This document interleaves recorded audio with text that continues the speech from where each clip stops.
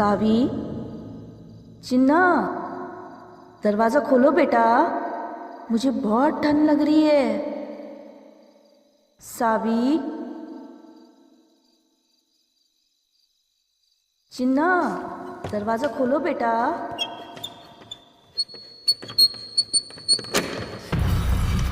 सावी, ये क्या कर रही थी तुम?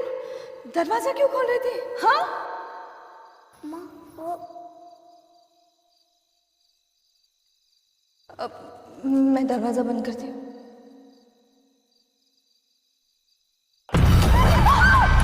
सावी, सावी मत जाओ, सावी छुप जाओ, बाहर नहीं आना, छुप जाओ।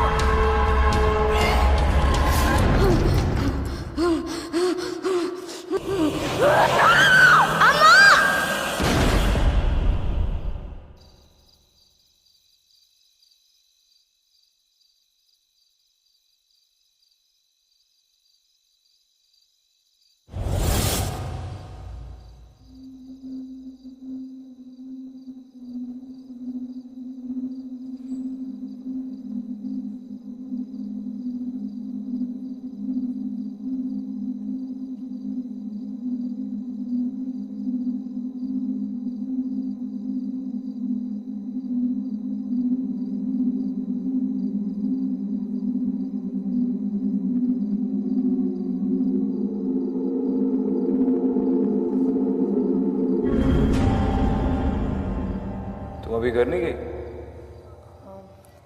नहीं, वो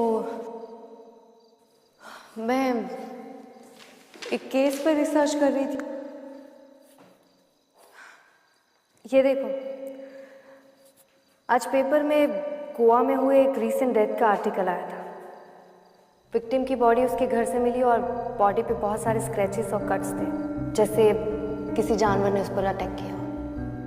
और ये देखो, क्राइम सीन पे भी कुछ इस तरह के सिंबल्स मिले हैं। मैं हमारी फाइल से चेक कर रही थी, मुझे लगा शायद मर्डर घर के अंदर हुआ है और कोई फोर्स्ड एंट्री भी नहीं है।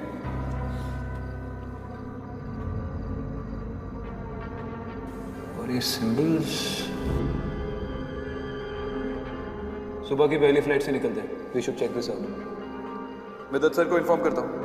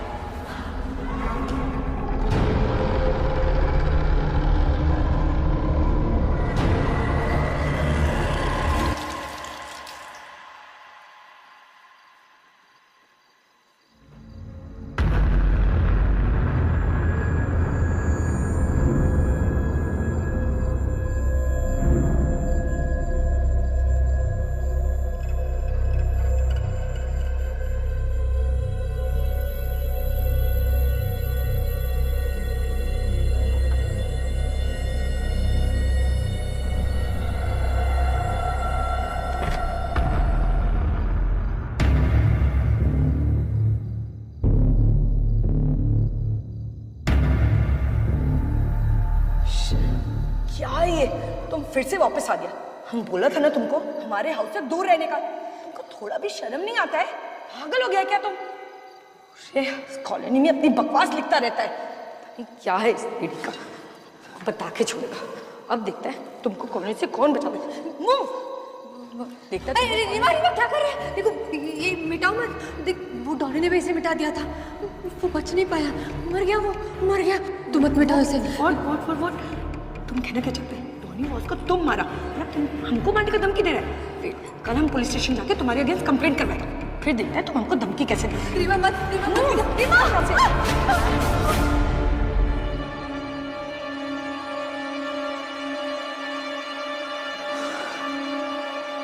अच्छा हुआ। Mad woman. नीना, तुम काय को खड़ा है? कल स्कूल जाना है ना? Go and sleep. गो गो बेटा। एंड यू वापस नहीं आने का हमारे घर।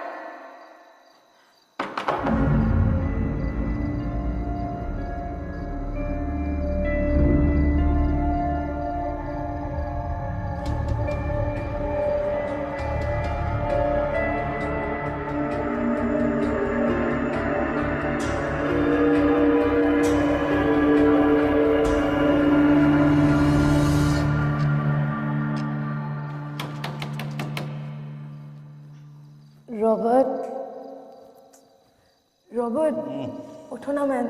देखो ना डोर पे कोई है। Robert get up. घर काय को वापस आता है जब सारा काम हमको करना पड़ता है।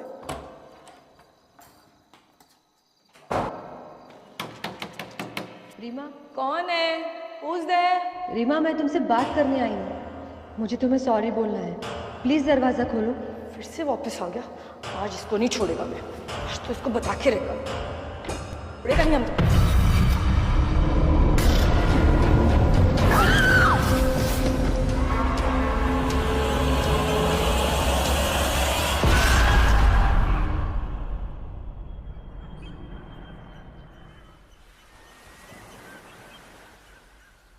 सर, ये रहे डोनीवास के क्राइम सीन के फोटोज। क्या आप इसी सिंबल्स की बात कर रहे थे?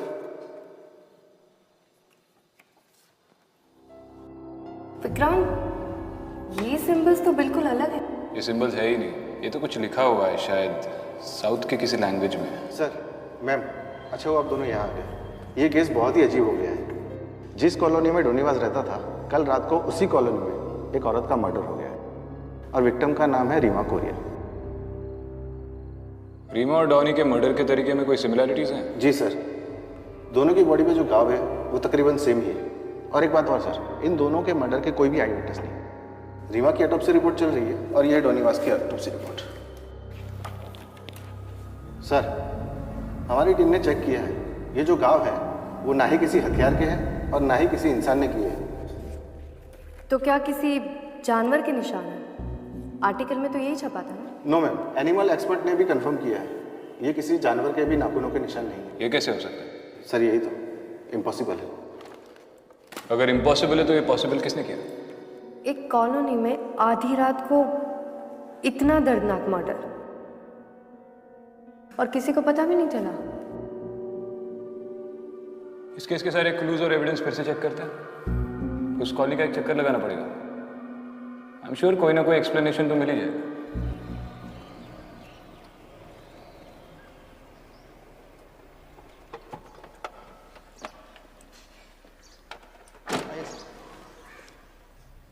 यही है फर्स्ट विक्टिम डोनीवास का घर। उसका डेथ के बाद उसका पूरा फैमिली ये कंट्री छोड़ के चला गया। कौन कौन थे उसकी फैमिली में? मैम, उसकी वाइफ कैरन और उसका बेटा गिलबर्ट। इस गिलबर्ट की उम्र क्या होगी? सर यही कोई 6-7 इयर्स। और घर में कहीं से भी फोर्स एंट्री नहीं थी? No sir.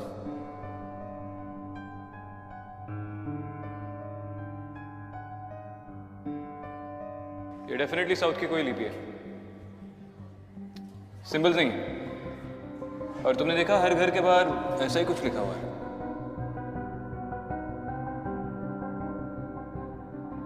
हाँ विक्रांत, इनफैक्ट इसी तरह की लिपि बैंगलोर वाले केस फाइल्स में भी थी।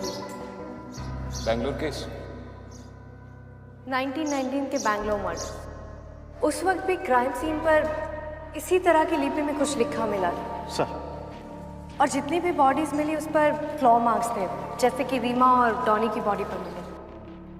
तो हो सकता है कि किलर ने फिर से अटैक करना शुरू कर दिया। Serial killings.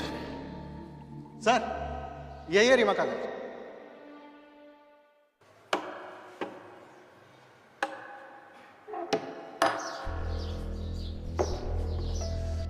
इस घर में भी कोई फोर्स एंट्री नहीं है। रीमा और वस के मर्डर्स रात में हुए थे घर के अंदर और कोई फोर्स एंट्री नहीं है। इसका मतलब जिसने भी ये किया है वो दरवाजे से अंदर आया था बिना किसी जबरदस्ती के। पॉसिबल है कि वो दोनों मर्डरर को जानते थे। एक बार वो बैंगलोर वाला एंगल भी पता कर लेते हैं। एक काम करो, अगर कर इस सोसाइटी में और आसपास के सारे लोगों से पूछताछ करके पता लगा लो कि 1990 के करीब इनमें से कोई बैंगलोर में था या नहीं, शायद उससे कोई लीड मिले। जी सर। सर बैंगलोर कहाँ सर? अब मिसेस राव को रेड हैंडेड पकड़ो सर, अब जेल में डालो सर। लेकिन आप ऐसा क्यों कह रहे हैं मिस्टर कोरिया? पूरी बात बताइए। Sir actually my wife Reema और मिसेस राव का है ना कल झगड़ा हुआ था। My wife told me sir, और I am very sure sir उसी ने मारा मेरी वाइफ को सर। ये मिसेस राव रहती कहाँ है? यही मैडम, यही है उसका घर।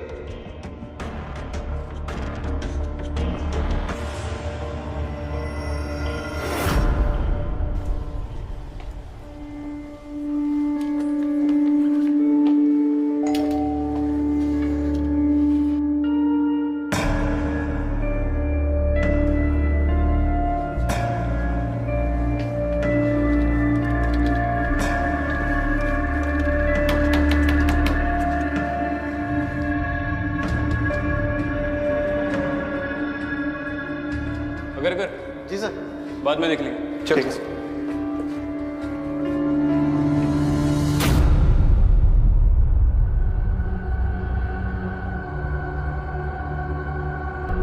अदिति,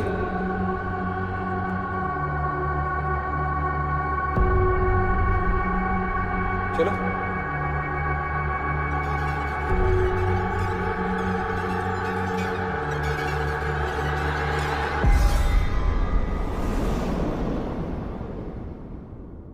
दरवाजा क्यों खोल रहे थे? मैंने मना किया था ना, दोबारा मत करना।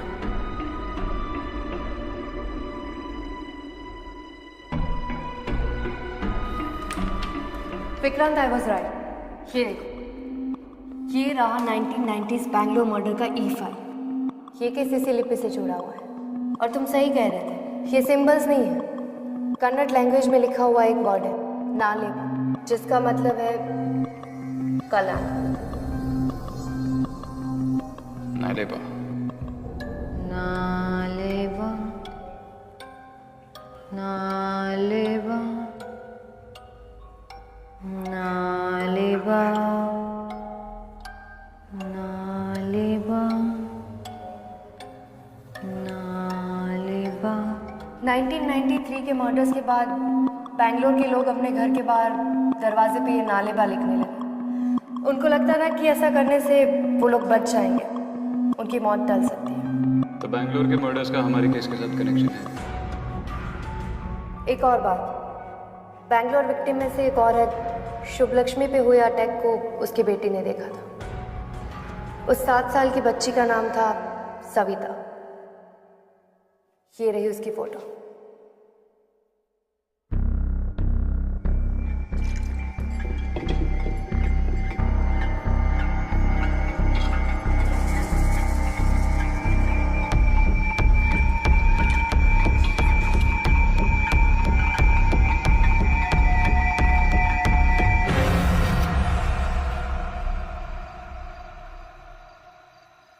ठीक है, चलो बाद में बात करता हूँ।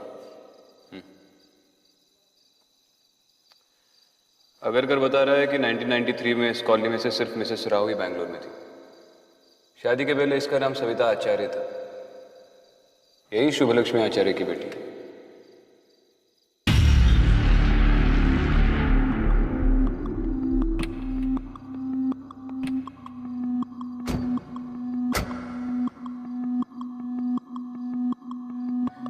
मन्नू,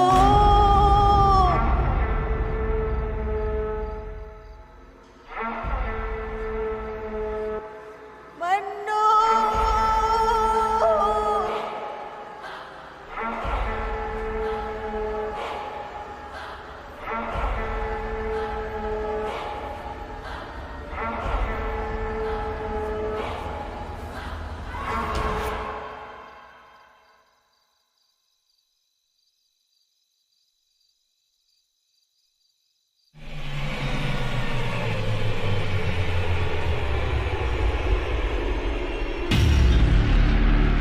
नालेबा नालेबा ने तो दिमाग खराब कर दिया यार।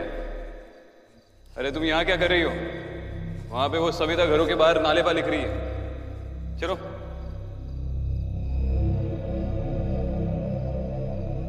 क्या हुआ? किसे ढूंढ रही हो? विक्रम, अभी यहाँ पर एक औरत खड़ी थी, यहीं पर थी वो, एकदम बिल्कुल मेरे सामने। थी मतलब कहाँ गई? वही तो, अचानक से कहाँ चली गई? वहम होगा तुम्हारा। चलो।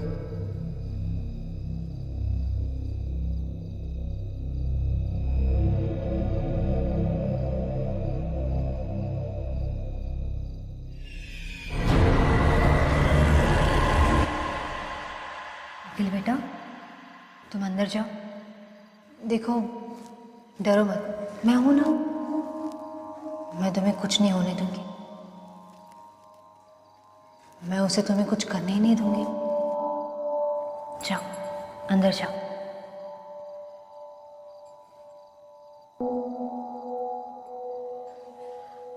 ऑफिसर, मैंने कोई गलती नहीं की है। हम ये नहीं कह रहे कि आपने कुछ गलत किया है, हम बस 2-3 सवाल पूछना चाहते हैं। आप कॉलोनी में सबके घर के बाहर ये सब क्यों लिख रही है?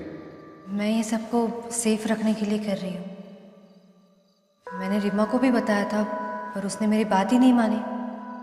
उसके दरवाजे पे मैंने जो लिखा था, वो अगर वो नहीं मिटाती तो वो आज जरूर जिंदा होती। अब दरवाजे के बाहर जो ये नालेबा लिखती है, उसका मतलब क्या है? बचपन में मेरी अम्मा मुझे एक कहानी सुनाती थी। बेटा, उसे कभी घर पे नहीं आने देना। पता है, जब वो जिंदा थी ना, तब वो बहुत बच्चों को खा गई थी, लेकिन अब वो वापस भूत बन के आई है, और वो भी 30 साल बाद।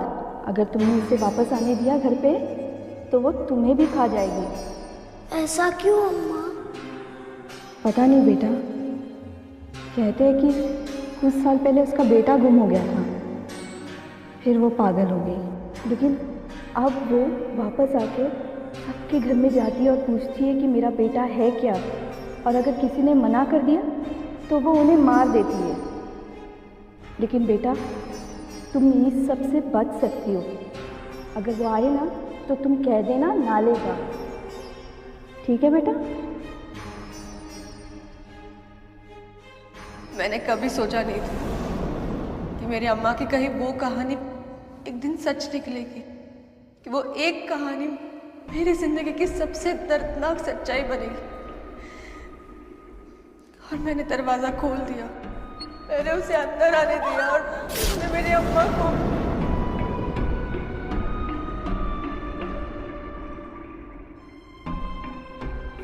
सॉरी सविता, पर क्या आप हमें बता सकती हैं, जिस दिन आपकी माँ पर अटैक हुआ था, तब आपने उस औरत को देखा था? क्या वो लाल कपड़े पहने हुए थी?